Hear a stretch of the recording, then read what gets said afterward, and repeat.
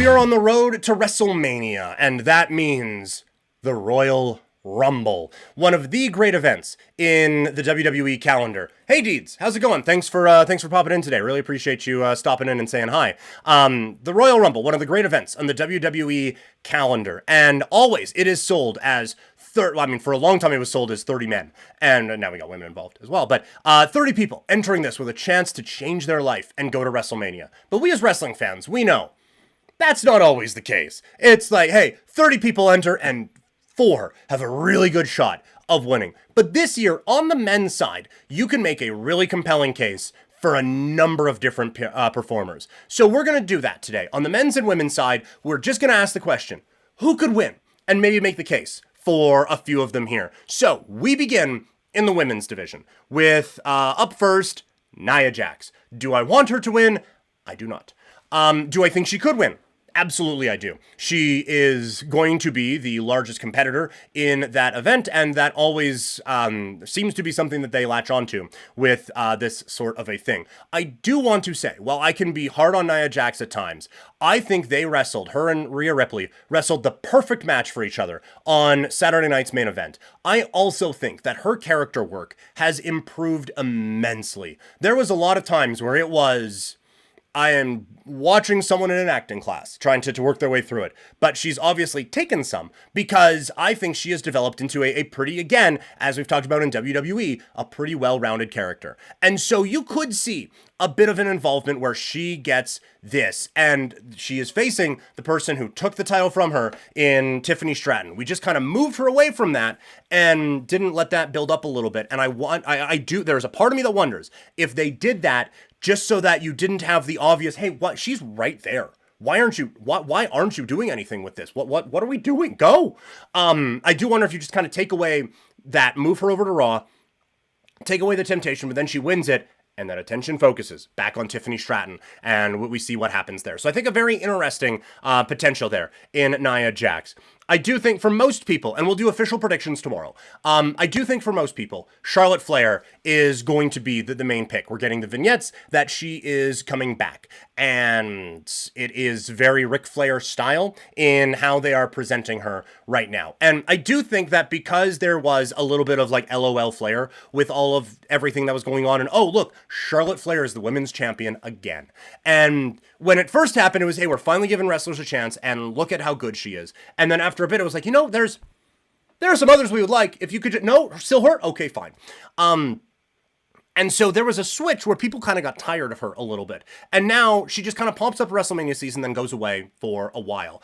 I do still think we have to acknowledge that this is one of the great performers in the history of this industry, male or female. Does she deserve a lot of the accolades that she has? Yeah. Like, I think from an in-ring standpoint, from a character standpoint, from all of that, she's awesome. And we just got a lot of it, so we kind of forget how awesome, or just don't appreciate how awesome that she is. We also, we got a lot of it, and now we're getting none of it. And so we just let this old mentality of like, oh, Charlotte, fester in our minds. And the second her vignettes come up, it's like, fuck, she's winning, isn't she? Oh my God, she's gonna win, and we're just hating it. Like, we've let this, oh, she's getting rammed down our throats, even though we haven't seen her in 15 months. It's a very weird feeling around Charlotte Flair. But I do think, again, we are talking about one of the great performers in the history of this industry, so that just automatically puts you in contention for getting this. But when you are looking at, like, they've done her and Rhea before, and that, it felt like clunky storytelling, so it didn't really work. And then they did it again, and it still didn't work. So I don't know if you go back a third time for that thing. You could tell that story, I think, pretty easily. And I think from their standpoint, like, there's basically, like, you can tell a rubber match thing. I'm pretty sure it was only 2, right? I'm sure they paid it off. But WrestleMania-wise, if you're just going through and watching the chronologically, there's been just a couple of them, right? So I think that there is a real chance to do something there. Or Tiffany Stratton's the next one, and she is the new attractive blonde who can do athletic things on the block, and now these two are gonna go, and it's gonna be more than just a surface level thing, but that can be kind of the overall thing. And now we're building Tiffany Stratton into this next level. So I think either way you can go for it. You can get a Charlotte Flair kind of feud out of that. Becky Lynch is the other one. Again, one of the biggest stars in the industry. So I think that this is a performer that, again, you can really go with. And I think, like, her against Rhea, I don't know if that really works, given the two characters. I think her against Tiffany Stratton would be gold. And I think you get a bit of a tougher side out of Tiffany because of that. And I think you get a bit more of a well-rounded character on the Tiffany side because Becky can bring it out of her. So the one caution is that if Tiffany just isn't quite ready for it, Becky Lynch can just steamroll her. And so that would be a little bit of a thing, but I do think Tiffany is ready for that. And I think that would be a really, really strong feud. And so I think when you're looking at who would be a very good dance partner for Tiffany Stratton at WrestleMania, Becky Lynch is the way to go with that one. And then the last one's Liv Morgan. You're not creating a new star or anything like that, but I think as we have run through this one, that's not necessarily the focus right now anyway. I think that Liv Morgan, you have someone who has been at the top here this whole year, and this would be a bit more of a legitimizing win and getting her, like, she's been in the final two. They told that story on Raw on Monday. She's been in the final two the last couple of times. She is ready to take that step into stardom. And then you don't want to do the Rhea thing again. We've done that. So you probably pivot it over onto SmackDown and have her against Tiffany Stratton. I think character-wise, maybe it doesn't mesh all the way, but if they are looking at maybe a babyface turn for Tiffy time, then I do think that there is a way to go there and still have it be good. And so I think with these ones, like, most people are going to point to Charlotte. Most people are going to roll their eyes if it's Nia. I think they'll be excited for Becky Lynch, but I do think that you get Liv to win this one, and there will legitimately be kind of a new star really solidified in the women's division. Couple dark horse picks, Io Sky. I'm always going to say that. I just, you see how the crowd was behind her in her matches with Liv on, like, Saturday Night's Main Event, and then in the tag match that she had on Raw a couple of weeks ago. She is just such an incredible performer, and I really feel like you are on the cusp with something special with this one, and so I would love to see her get that validation and win that. And then Jordynne Grace, she is coming from TNA. The reports are that she has signed the contract with the WWE. She's been in the Royal Rumble before. She obviously has a very legitimate look. She looks like she could throw the whole building out of the ring. She is that strong and powerful. So there is, I think, a lot there with her. And if you just want to rocket someone to the top and create a new star, that's the way to go. The one I forgot to write down, and I'm going to put this one here, is Asuka. She is potentially coming back from injury very soon, and that would be a good way. You rocket her in, and that you want to talk about different characters of her and Tiffany going head to head. Oh boy, that would be fun. Or even like a her versus Rhea match would be incredible. So I think that is another one that you could go with. You welcome her back right away, and you have a star born on the women's side. So that's what I would do over there. What about in the men's Royal Rumble? This is the one where I think they have created a lot of opportunities. So we will start with the dark horses. The dark horse picks would be Penta, Bron Breakker, and Jacob Fatu. If they just wanted to say, you know what, this weekend is about building a new star. Because we've talked about this, right? Like, they have a lot of different feuds and a lot of different guys heated up and ready to go. WrestleMania is going to be unreal with the stories and the feuds that we can tell going into that big event. But all of them are all, a couple of exceptions, right? Like Sammy probably needs something. I would say, like, Jey Uso isn't all the way there, even though I did feel like Saturday was pretty legitimizing. Jey isn't all the way there. But for the most part, like, we're talking about Roman and Punk and Drew and Seth and Randy Orton and John Cena and Cody Rhodes. Like, these are all main event guys. I don't think they need it, quite frankly. So if you just wanted to, you know what, we got all those things going on and all these championship things, and it's going to be great, fine. But we're going to create a new guy. You can do that. Penta could win it, absolutely. Bron Breakker, I think of the three, would be the more obvious choice. And he could do that. And then either side, right? Like, you could, I'm sure there is some kind of something from NWA with Dusty and the Steiners, and you can run through it that way. And everything there. Like, you could tell that with Cody too. But I think, like, Jacob Fatu, I think that there would be layers to that, right? Like, just follow me on this journey. We kind of touched on it a little bit before, but follow me on this journey. Jacob Fatu loves Solo Sikoa. But what has Solo said this whole year? What was the entire justification for Solo turning on everyone in the bloodline and starting his own bloodline? Weird thing to say, but follow me. It was, we were based on championships. We were based on winning the gold and controlling everything. And Roman couldn't get it done. So I have to take over. Has Solo gotten it done? No. He's lost championship matches. Lost to Ulafala. He has kind of been losing it a little bit here. Every big match that he has been in, for the most part, my guy has lost. And so you can have Jacob Fatu come in, win the Royal Rumble, and now all of a sudden there is this feud building with him and with Solo as that this kind of thing simmering, and now Jacob Fatu is the champion. And I don't think you can get this like sympathetic turn on Jacob, or sorry, with Solo, where Jacob is kind of in charge of it. I think it would kind of go the other way, where Jacob Fatu, it's the Randy Orton evolution thing, right? It is Jacob Fatu wins, and he's supposed to be the underling, and so Solo, in his mind, I'm the leader. I am the head of the table, so all the riches that our table gets, they come to me. So your Royal Rumble win over here. And they turn on Jacob Fatu, turns him into mega babyface, whatever, and he goes on to main event WrestleMania and win. I think there's a very interesting story that you can tell there. Now, he doesn't match up with a Cody if we're doing babyface here, and Gunther over on Raw. I don't know if that really... I mean, like, it's on Netflix, but it is still, like, that does feel like the second championship right now. So I don't know if that's the way to do it. So I don't know if it all lines up, but I think there's a fun story you could tell. How about the rest of them, though? Because there are so many. Roman Reigns, the story is there, right? If they just want to do Cody Roman 3, even though you're not going to top the second one, if you just want to tell that story and just do it one more time, I think you can do that real easy and have Roman just come out. He's the head of the table. He's back on top, and he is going for that championship one more time. I think we could all see that happening, right? Sorry, I missed this one before. Deeds, by the way, R-Truth to win the Women's Royal Rumble. It's going to come down to him and Santina Marella in the Royal Rumble. I think that would be... no, I don't think that would be fun, but I do think that you could have a backstage thing during the night anyway, where it would get me to chuckle, at least. CM Punk is the next one. They closed Raw with a stare down with him and the WWE Champion. How can you not think this guy is going to be winning the Royal Rumble? He has been talking all along about he's going to point to the sign and he's going to main event WrestleMania, and that's going to be his thing.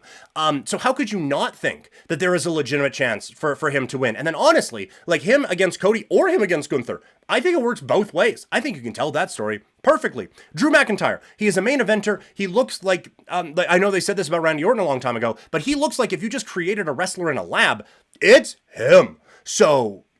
he has been cutting amazing promos and doing all this amazing work. And now, like, this whole thing about how he has been trying to rid everyone of the bloodline, and now the bloodline is back, he can focus all of that over on Cody and lock it in there. And I think the promos would be amazing. I think the match would be incredible. So I think you can really tell that story.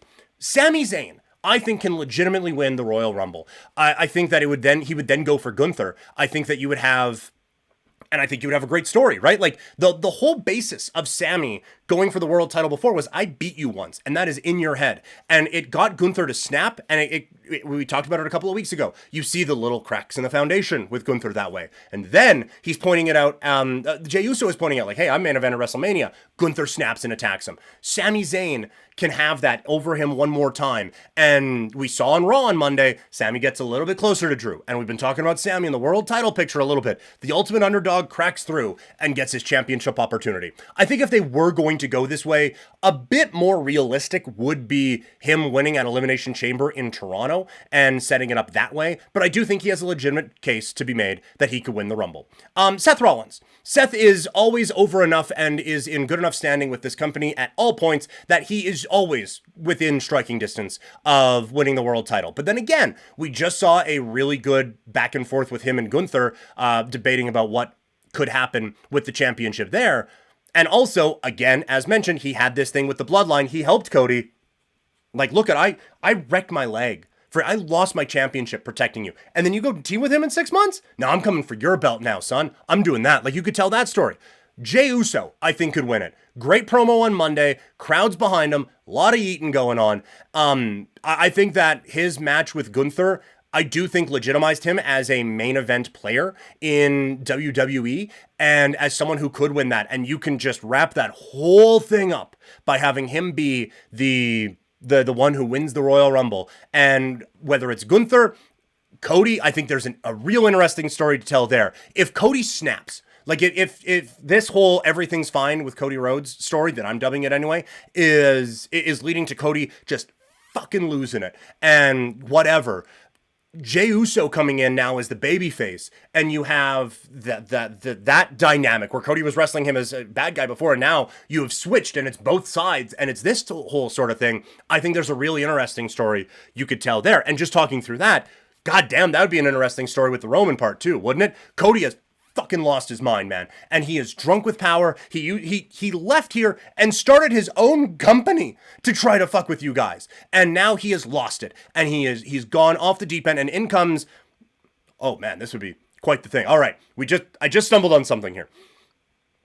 So Cody has lost it, loses his mind, as I've said a couple times now. Cody loses his mind, and he is pissed at everything that has happened, and everyone is betraying him. So you know what? The only guys who I can really trust are really my people. And so in comes a Ricky Starks. In comes a Britt Baker. I don't know where she would fit in with all the other ones, but we're rolling.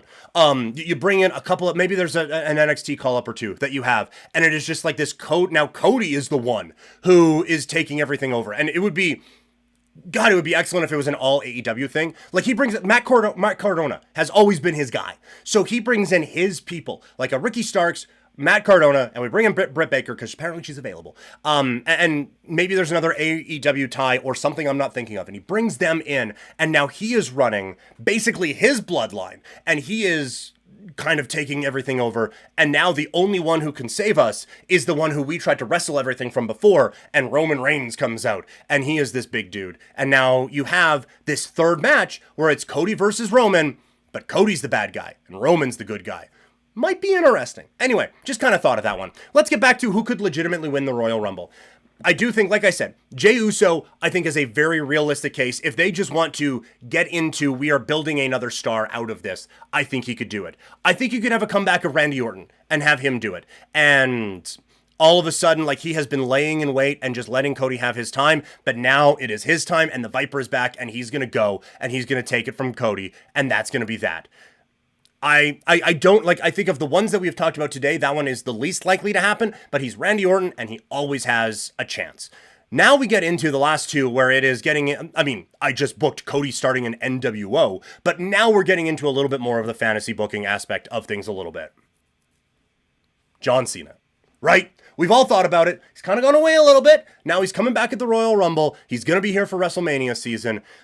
John Cena wins the Royal Rumble, and he is going for 17 at WrestleMania. And whether it's against Cody, who is this guy who has this encyclopedic knowledge of the WWE and has kind of been this keeper of history, or he's going against Gunther, this guy who Gunther, like, John Cena represents everything Gunther would hate, right? Like, it's the jorts and it's the wrestling matches that aren't all that great sometimes, but it's the passion and all of this, and Gunther's like, I don't care, I'm just better than everyone, and you are not good in my ring, so fuck off. I think you could tell an amazing story with both of those. And then the Cena chase for a 17th, if we're looking at building shit up on Netflix, if we're looking at selling out a football stadium 2 nights in a row and really maximizing the John Cena run, that's the way to do it, I think. And, like, we got a year of this with John Cena. And I do think the chase for 17 is going to be there at some point. And so I think that there are a couple of ways you could go. You can just get it done now. And now who's going to take this from John Cena all the way? Or John Cena, because we've seen him do this before, he gets his opportunity. He goes at Gunther for the World Heavyweight Championship at WrestleMania, and he loses. And now it's April, and December is way too fastly approaching. And so now he has to find his way back into that world title mix to get that last opportunity to get that championship match. And that is the story that we are telling all year. It does kind of go with the, like, Brock Lesnar, like, John Cena just couldn't get any wins, and now he wins the Royal Rumble, and now he's going to face The Rock at WrestleMania, even though he inexplicably beat Brock Lesnar at the one thing. But we don't talk about that, don't worry about it. He finally gets his win, and now he's going to face The Rock, and oh, look at that, he beat The Rock, and now he is the next face of the WWE, even though he was for 10 years before this. I know that kind of mirrors that a little bit, but I think that there is a story, an overall bigger story that you could tell with John Cena in that. And the last one, who could do it? The Rock. I think that people read way too much into him being nice to Cody and all those different things. It's like, okay, well, this basically just wrote off that entire thing. And we have heard reports that The Rock is not going to be involved at WrestleMania this year in Vegas because of prior commitments and all of that.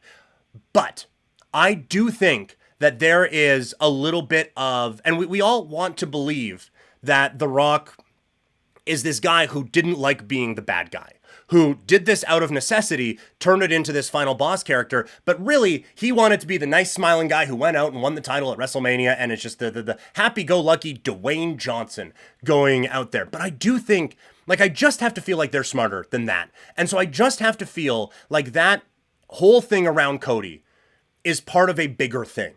And so I could see, honestly, the way I could see them doing it is 30 men have entered. John Cena's the 30th. We all love what's happening. Everything is going insane. And then the clock starts coming again. And then we hear, if you smell, and we find out that The Rock, who is an owner of the company, has just put himself in the Royal Rumble. Like, yeah, you know what? Added myself. It's 31 now. And I'm coming down and I'm winning the Royal Rumble. And Cody, you thought we shot tequila? You thought we were good? No. No, I am coming for you now. And all of that, the niceties and the smiling and the handshake and everything, all of that was just a false flag. And now I'm coming for you at WrestleMania. And I'm going to take that. And I'm going to prove that Roman wasn't shit. We got the tag match, I won. He got the singles match, he lost. So I'm going to be the guy who comes out and takes it for you. And we get the final boss once again coming around at WrestleMania. I think that I can't believe you do all of this with The Rock being the bad guy, and then he just decides he's the good guy and we throw everything out. I in my heart of hearts have to believe that what they did on Raw on Netflix was a bit of something to throw us off the scent a little bit. So that is where I think they're going to go. But all of what we laid out there, I think is really intriguing and presents a lot of really fun possibilities for the Royal Rumble coming up this weekend. So I cannot wait for this show coming up this weekend. Coming up on Thursday, we are going to have the full Royal Rumble preview. Going to do something a little bit different. Again, like I said at the start of the stream, the number one phrase with Couch Potato Diary is, I'm going to try something different. But we are trying something different with the preview this time around. Instead of just, here's who I think's going to win. I used to do this when I had a blog back in the day. I did what I would do, what I think they'll do. And we're going to bring that back. So we will do the Peter Klein Wrestling Federation. What would happen if I got the pencil? And we'll also do what I think they would do for the Royal Rumble. So that is the preview coming up on Thursday.